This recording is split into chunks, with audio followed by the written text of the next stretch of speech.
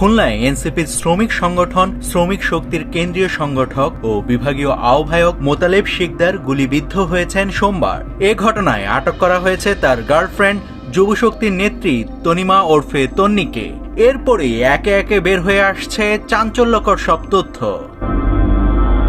সোমবার রাতের দিকে খুলনা নগরীর সদর থানা এলাকা থেকে তন্নিকে আটক করে জেলা গোয়েন্দা পুলিশ। এর আগে সোমবার সকাল আনুমানিক 11টার দিকে খুলনা নগরীর গাজী মেডিকেল কলেজ হাসপাতালের পাশের আল আকসা মসজিদ সড়কের মুক্তা হাউস নামের একটি ভবনে গুলিবিদ্ধ হন মোতালেব শিকদার। পুলিশ জানায়, গত 1 নভেম্বর মোতালেবের স্ত্রী পরিচয়ে ওই ভবনের একটি কক্ষ ভাড়া নেন তনিমা ওরফে তন্নি।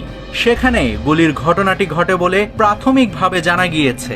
আরও জানা গেছে, রোববার রাত থেকে মোতালেব শিকদার ওই ভাড়া কক্ষে অবস্থান করছিলেন। সোমবার সকালে গুলিবিদ্ধ হওয়ার পর তিনি নিজেই বাসা থেকে বেরিয়ে আসেন। ওই ঘটনার পর থেকেই তনিমা আত্মগোপনে ছিলেন। পুলিশ ওই কক্ষ তল্লাশি করে একটি পিস্তলের খোসা, 5টি বিদেশি মদের বোতল ও ইয়াবা সেবনের বিভিন্ন সরঞ্জাম উদ্ধার করেছে।